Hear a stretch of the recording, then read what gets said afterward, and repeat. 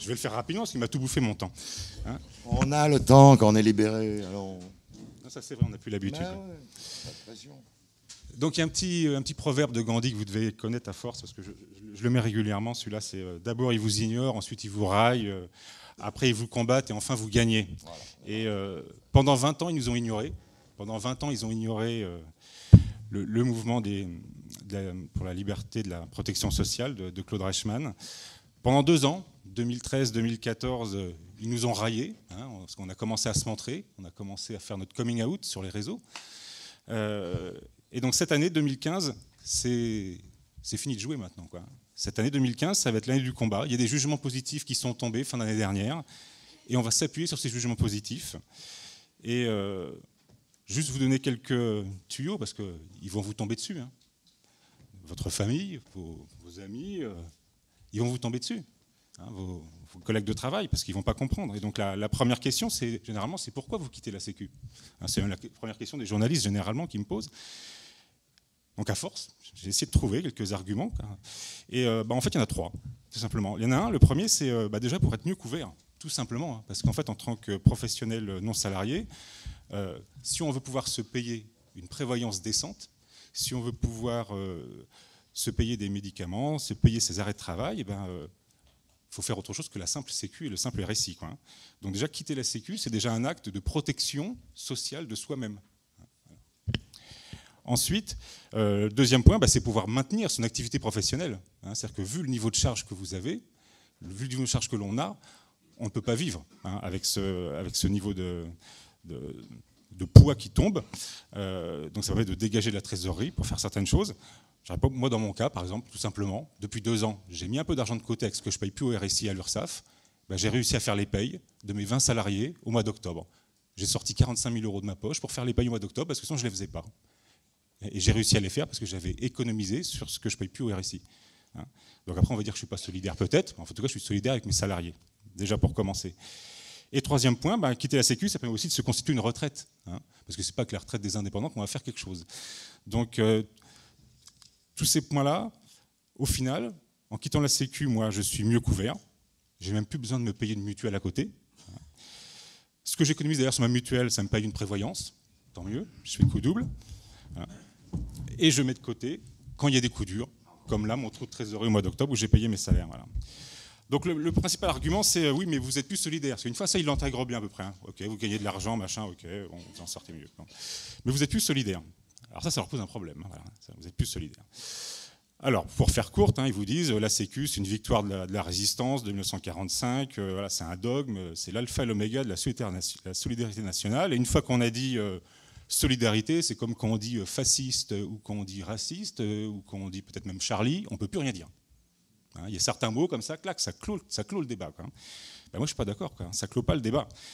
Donc, en 10 secondes, la solidarité, d'ailleurs, Rico l'a redit sur France Bleu, là, j'ai bien noté ça là, cette semaine. T'as aimé hein. Ah, j'ai bien aimé ça. C'est, tout simplement, il a dit, les cotisations qu'on paye, ce ne sont pas des cotisations de solidarité. Et ça, ce n'est pas nous qui le disons. C'est pas nouveau, c'est M. Reichmann qui le... C'est pas nouveau, et c'est le Conseil d'État qui le dit. Le Conseil d'État a dit que les cotisations sociales ne sont pas un moyen de solidarité. Donc, terminé, quoi. Hein. Fermez le banc, déjà. C'est l'impôt qui finance la solidarité. Tu payes pour être remboursé à 70%. Et concernant l'assurance maladie, ceux qui n'ont pas les moyens de se payer, ils sont pris en charge par la CMU, voire par l'AME, l'aide médicale d'État, qui d'ailleurs devrait être payée par l'impôt, mais bon, ça, c'est un autre débat, c'est même pas le cas. Donc, nos adversaires nous disent, article 111-1 du Code de la Sécu, l'organisation de la sécurité sociale est fondée sur le principe de solidarité nationale. Point. Et eux, ils s'arrêtent là, point. Mais moi, je ne m'arrête pas là, je lis la phrase suivante. Et la phrase suivante a dit « Elle garantit les travailleurs et leurs familles contre les risques de toute nature susceptibles de réduire ou de supprimer leur capacité de gain. »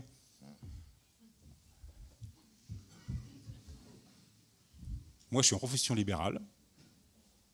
Si je tombe malade, je ne suis pas payé. Ni pendant une journée, ni pendant 7 jours, ni pendant 30 ou 90 jours, je ne suis pas payé. Je ne suis pas malade pendant 2 ans, je ne suis pas payé pendant 2 ans. Donc, ce code de la Sécu, là, dans son article 111-1, il ne me concerne pas. Quoi, hein. Là, il y a un problème. Hein. Voilà.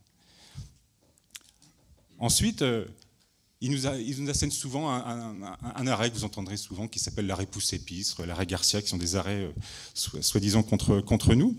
Et dans cet arrêt, notamment le Pousse-Épistre, qui dit vous n'avez pas le droit de sortir de la Sécu, etc. Enfin, je le fais court.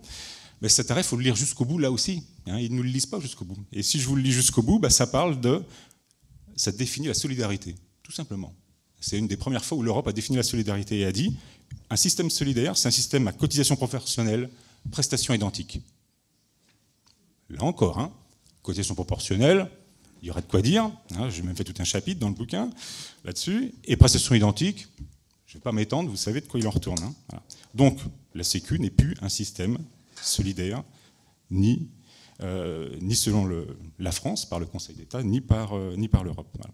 Deuxième point, et j'en terminerai, c'est le deuxième argument, après la solidarité, parce que ça, ils arrivent à l'intégrer au bout d'un moment. Deuxième point, c'est, ouais, mais alors on ne peut pas le confier ça au privé, quoi. C'est pas possible, la santé au privé, mais vous imaginez, quoi. Ben moi, je dis, on a confié quelque chose de plus important que la santé au privé.